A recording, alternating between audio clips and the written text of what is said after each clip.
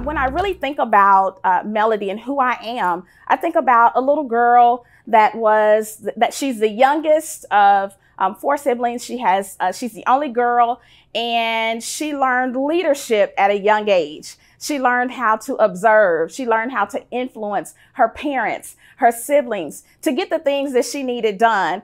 Also, to make sure that they stayed aligned and did what they needed to do. You know, we used to hear, oh, she's being bossy. No, that's called leadership. That's how I made it to where I am today. So let's talk about some things about, you know, my journey. I work for a technology company. I get the opportunity to still be a part of a male-dominated industry that's quickly transitioning.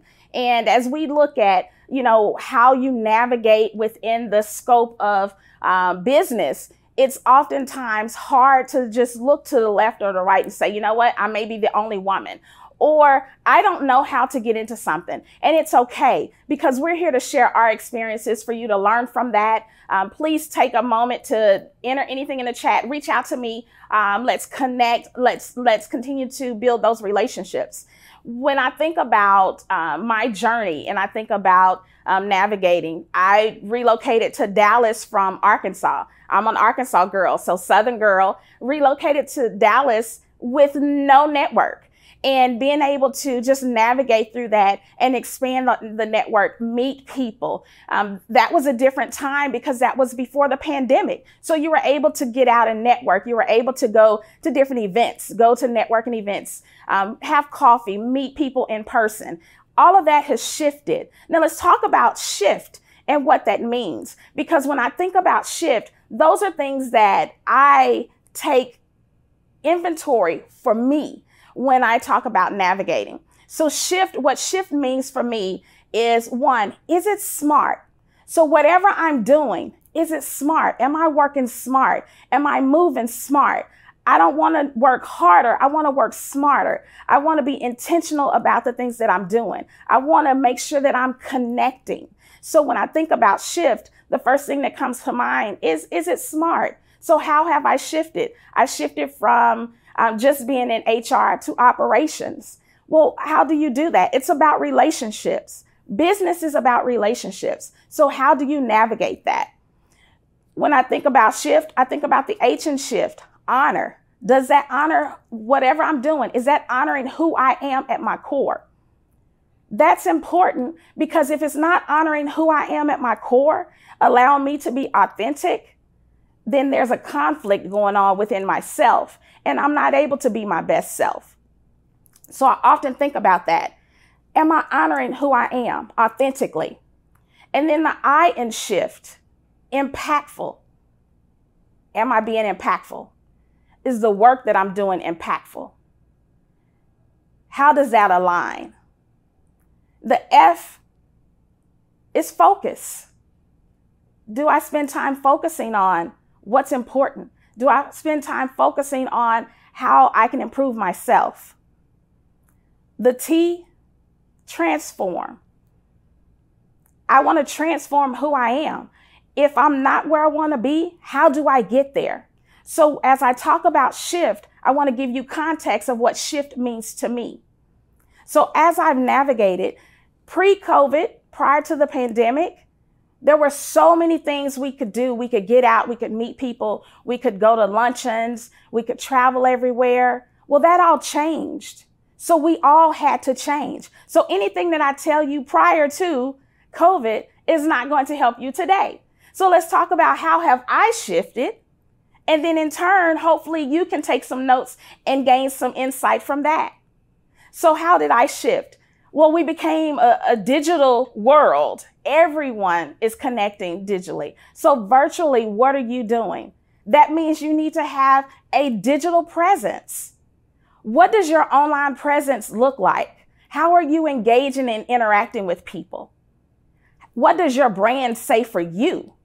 So as a woman, before, you may not have had opportunities to get in front of people because of the connections. You may not have, it's about who you know. But in a digital environment, it's about connecting and being purposeful. right? That impactful. How can I help you? I don't want to just connect with you just to say, I know this person. How can I help you? So it's how am I leveraging my relationships online, my engagements online? You can have conference calls. You can take time to meet with people and be mindful of people's time. So I really had to take a look and make a shift on how I was engaging, even digitally. And then from there, it's how do I feel moving forward with public engagement with people, even from an office environment? How am I able to interact and be present? See, before it was having a seat at a table. It was how do I get in the room? Now it's how am I showing up online? How am I showing up in those conference meetings? How am I making myself available and visible? So when you talk about having a seat at a table, it's no longer just a table. It's no longer just a table. It's how do you get a seat in that room, period. So that room is even now, you have the opportunity to network with thousands of women across the country that are all logged in, that are engaging, that are wanting to help, wanting to connect. How are you leveraging that? Are you showing up? What's your spiel? What's your introduction? Just saying, hi, my name is, it goes a long way. But what separates you from everyone else? So how are you showing up online? What does your presence look like? So that's a little bit different than actually being in the room, having that seat at the table. Now the table is global. So we've seen women start their own business. We've seen the shift. People have reprioritized life. So how have you reprioritized yourself? So keep in mind, you have to take care of yourself first. If you don't take care of yourself, you're not good to your business. You're not good to your family. You're not good to anyone. So how do you focus on taking care of yourself? So from a shift perspective, when I talk about impactful and thinking about things that are impactful that I want to be a part of, am I honoring myself? Am I focusing on myself? I wasn't the best at self-care. So my focus became, how do I incorporate self-care in the midst of where I am today? That's that shift. And the shift has allowed me at every turn point in my career in progressing. So I've taken time to say, I want to take a few minutes every day just to focus on me. So that's meditation. That's setting time on my calendar. I'm a calendar girl. I need to write it down. So that's setting time on my calendar to focus on me, to say, let me take the first amount of time before I jump into any work, jump into anything else, to focus on me and make sure that I'm taking care of myself. That has been a shift in itself for me, because now I understand when people say, having peace, that peace in the midst of chaos, that doesn't mean there's nothing going on in your world. That means you found a way to stay centered and stay connected. So as I look at the different things that I've had to do to shift, it's also when I'm talking to friends and colleagues and other individuals that I meet, and they say, how are you navigating now, right now? Globally, you have the opportunity to embark on a new journey. So when I think of focus, taking that time to focus on myself, taking that time to focus on what do I want from a career perspective? How do I get there? So everything that I've done may not be everything that you will do, but hopefully it's going to inspire and encourage you to know that you can do it. We all have adversity. We all face adversity. So now that we know adversity is a part of our life, how do we persevere? How do we push through? You're going to hear other women share about their stories, share about encouragements and other tips and tools to help you navigate. We're all on this journey together. No one has a blueprint on, yes, this is exactly how it's going to be. So when I think about that impact and I think about focusing on it, then I think about transforming. I want to be different. What do I want to do differently? How do I stand out? So that transformative process is not easy and it is not fun. It's not pretty. It's just like construction. I think of a construction project when people are building, when they are tearing down, and you have to tear down some old walls and things like that to get what you need. That's that self-inventory that I do from a transformative perspective. What do I need to change so that as I go through the shift, I want a different result. I don't want to be the only one to see it. I want others to see it, but I'm not doing it for anyone else. I'm doing it for myself. That's that focus. That's that focus on me. And that's how I progress. And so as I talk myself through it and encourage myself through it, I often think about, this may be helpful for other people because there is a shift happening. And when we talk about a shift, there's still a lot of people that are working virtually. There are people that, again, new business owners, new entrepreneurs, people have taken on new skill sets. They're trying new opportunities. And that is wonderful. That doesn't mean you're not scared and there's not fear attached to it. But that means that you have adjusted and you recognize that shift. Sometimes when you stay in a place too long, you become miserable and down. Well, we don't want you to be miserable. We don't want you to be bitter. We want you to embrace the change. We want you to focus. We want you to think of shift and think of what things you need to do. Do that self-reflection, that inventory to help you move to the next level. And the next level is not always climbing that ladder. It could be laterally. It could be expanding. It could be learning new things, new areas. It could be taking on different projects. So what does that mean? So I want to make sure that I am not just telling you those things. I'm giving you examples of how I'm doing it. An example of a shift that I've had to do in addition to self-care is even from a business perspective. As we've expanded globally, now that means that the travel is opening up. That means our clients, we need to engage with our clients differently. We need to engage with our people differently. People are moving all over the world.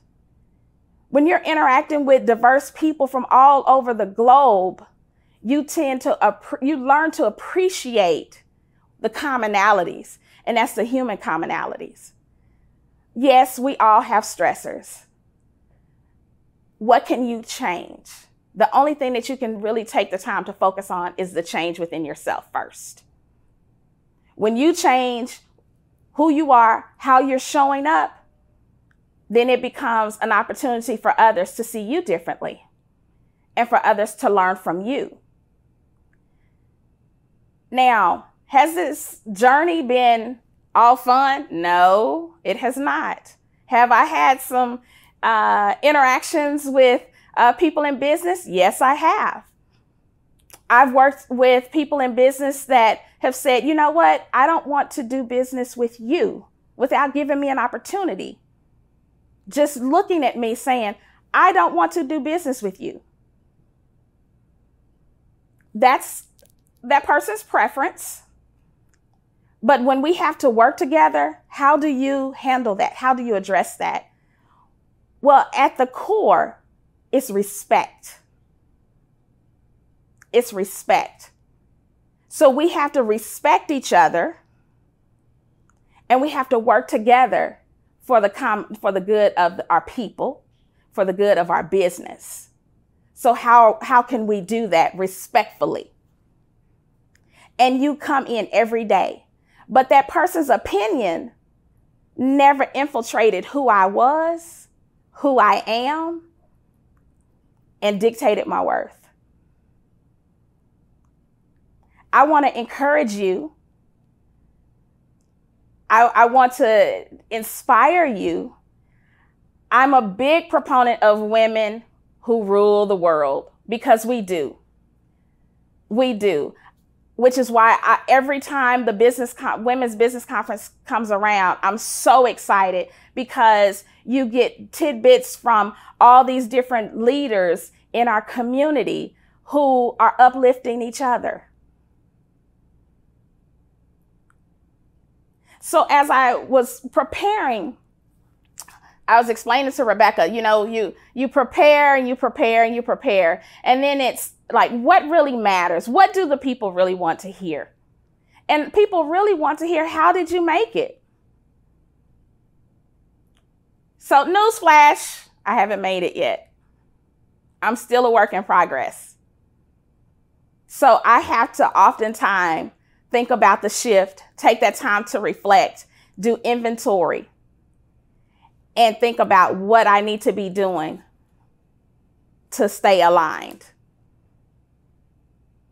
As I raise my two young men, and they're often grown and finishing college. For my youngest one, he finishes next month, so that's exciting.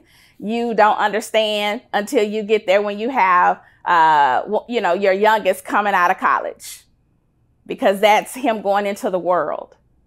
But what you get to see is the things that you've taught them, the lessons that they've learned. You start to see that come into fruition, actually. Those seeds that you have planted over the years. And when you see that, when you're seeing them in action, then you think, wow, I did that. So why did I share a story about my kids? Well, as a single mother raising two boys, navigating my career, I always felt like a failure. I always felt like I wasn't good enough. I wasn't doing enough. But my mother said something that was very profound one day, and it was, failure is not a person. So you're not a failure. Now, I've heard that many times before, but hearing that one day, it just resonated. Because now that I look back, I didn't think I would make it to where I am today, because I didn't feel like I was doing enough then. So I want to encourage you, for those that may feel like they're not doing enough today, you are. You're not worthy of it. You are. Have you had some missteps? Absolutely. Are you the only one? No. Will you be the last? No. If anyone tells you that they have never had a failure, that they have never made a mistake, run, because they are lying. I'm here to tell you that we all are a work in progress. And the whole purpose behind celebrating women is so that you know that we are here to support and encourage you. We're here to pour into you those lessons we've learned, so that perhaps you don't make some of the same mistakes we've made in business, in life, but that we keep on going. And so as you understand that, you start to see how shift plays a role. So when you think about the word shift, shift means moving something from one place to another, whether it's a slight move, a nudge, or it could be a big move. We all have shifts in life. How have you shifted? This conference used to be in person. We're virtual today. That's a shift. How have you shifted? Businesses are shifting. The things that you could do 2 years ago, 2019, early 2020, you can't do those things today. So now the world has shifted. Now we got to get you shifted. We got to get you moving. We got to get you on the right path. We got to get you aligned. So that means taking that inventory. That means thinking about what you're doing. 1, is it smart? Am I working smart? Am I living smart?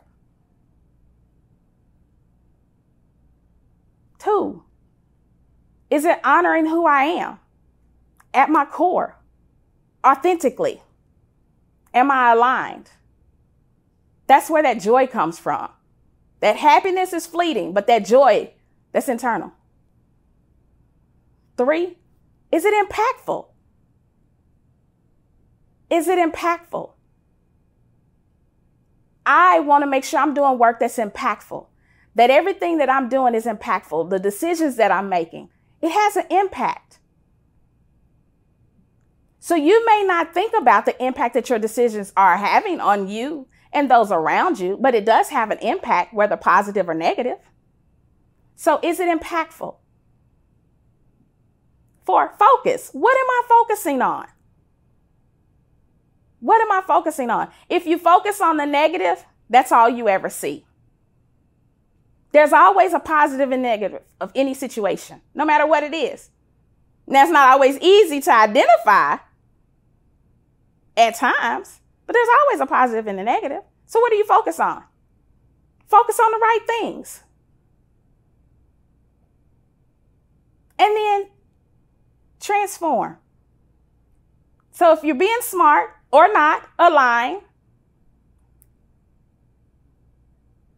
If you're honoring authentically who you are or not, align. If it's impactful, positive or negative, align. What are you focusing on?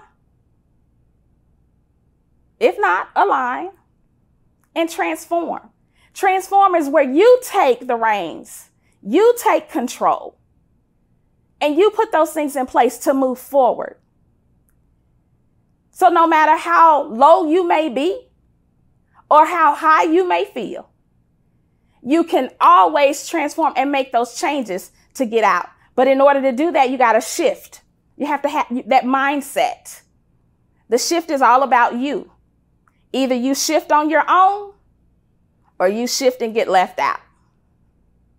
I'm excited. I'll be joining in on some of the networking. I want you all to reach out to me. Let's connect. I'm here. I'm available.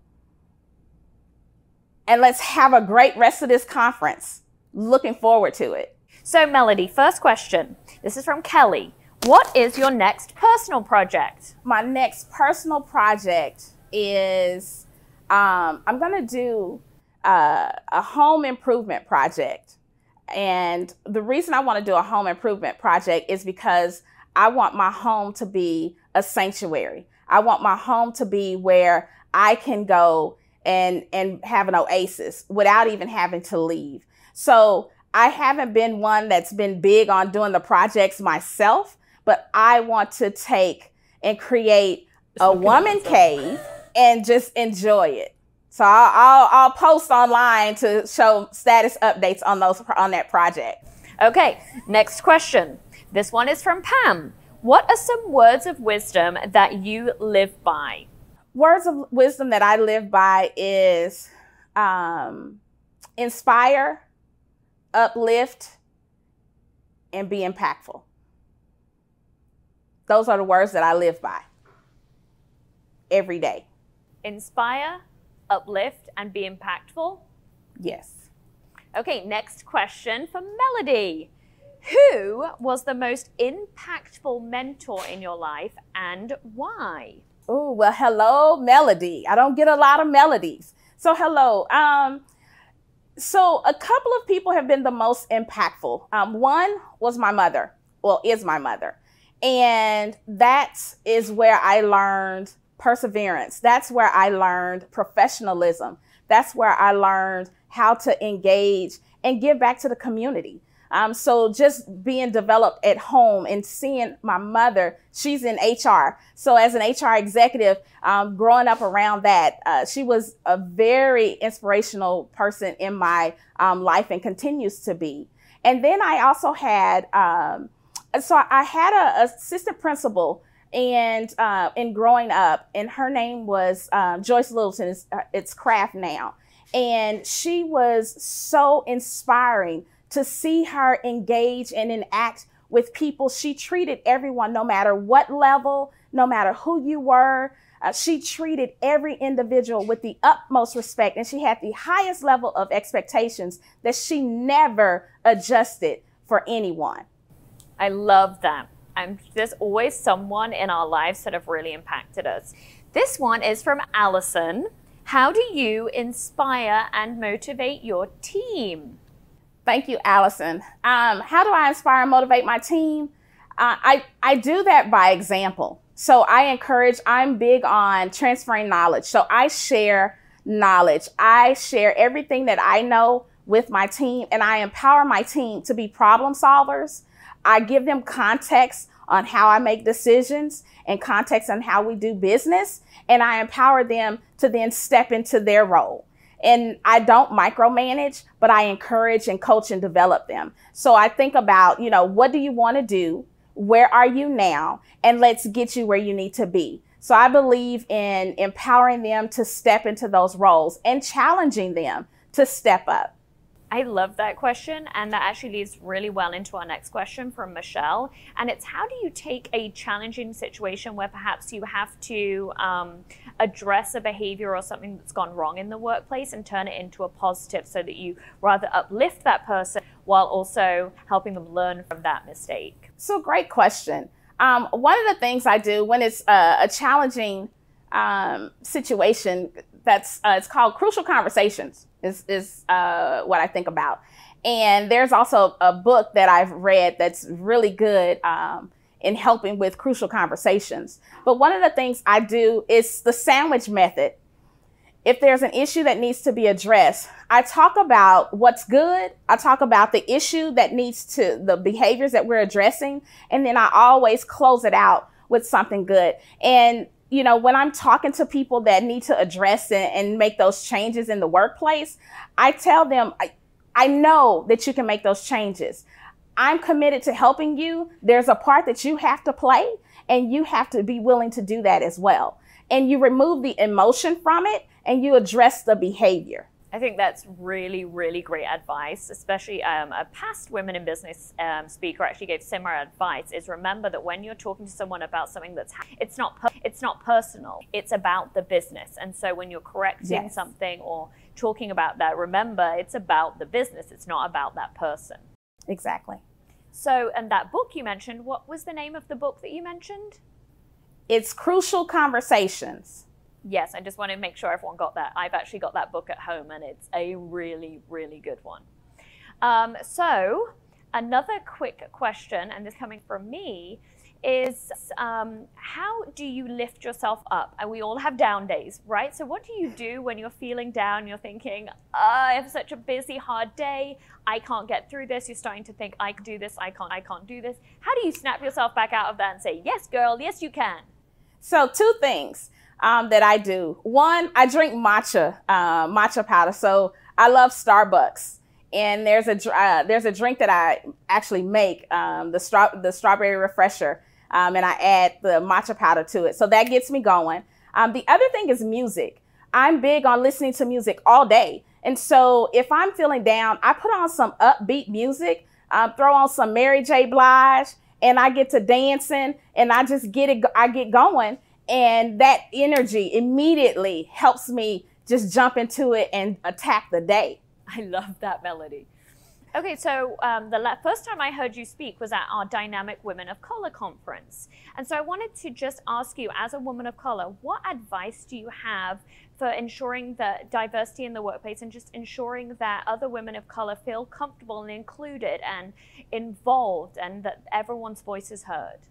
So as a woman of color, one of the things that I do is I establish relationships. So I'm very intentional about reaching out to women of color in the organization and encouraging them to speak up. So I build that personal relationship with them and help them understand showing up is half the battle. Speaking up is where you make a difference. And so I give them talking points. I give them context on why it's important for them to speak up. And I give them context on understanding the political landscape, because there is politics within business. So they need to understand how to navigate that. And I help navigate those, the terrain with them. And I encourage them to speak up. I encourage them, and I involve them and include them in meetings, in projects and different things, to give them an opportunity to shine, to give them an opportunity to observe, because sometimes you don't know how to handle yourself in a room when you've never been in that room. So I want to make sure that you're getting glimpses of that.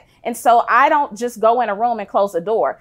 It's glass walls so you can see. It's come in, let's have a discussion. And I'm going to ask you, what are your thoughts? I'll ask you, what do you think about that? And I'm going to give you talking points on, if you're in this situation, here are things that will help you, and here are tools and resources to help you navigate that. I think that's a really great way of bringing the best out in your team, really just asking those questions and making sure everyone included. Have another audience question. So this is from Susan. What is your favorite guilty pleasure? Guilty pleasure. So my new guilty pleasure is that self-care I talked about, that all about me. It doesn't matter what's going on. I'm going to take that time for me. I'm not going to let anyone schedule any time over it. I will cancel on appointments and events to focus on me. So facials, massages, the mani-pedi, all the above, I focus on me. And so I schedule time weekly and then monthly and quarterly, and I stay committed to that. So that's been my guilty pleasure, because there was a time where I wouldn't have done that for myself. I would have put that off. So that's currently my guilty pleasures. And you know, having glasses of wine is like, that's not a guilty pleasure. That is a pleasure. I love that. And I don't think any of that should really be considered a guilty pleasure. How long did it take you to get to the point where you really felt comfortable acknowledging, I deserve this time for me? Believe it or not, over the course of the last 2 years. So that shift I talked about, the pandemic, that's when I really took the time to say, you know what, I deserve it. I need to take time for myself. I need to focus on myself. And, you know, I've been just going and going and going like the Energizer Bunny for everyone else. Now I'm taking that same level of energy and going for myself. I think that's really smart, and I think it's really great. Everyone is struggling with that balance. Everyone is struggling to take time for themselves. So Melody, that is our time with you wrapping up and coming to an end. Do you have one last thought that you could share with our audience, something that you really want them to take away and remember? You make the shift, don't let the shift make you.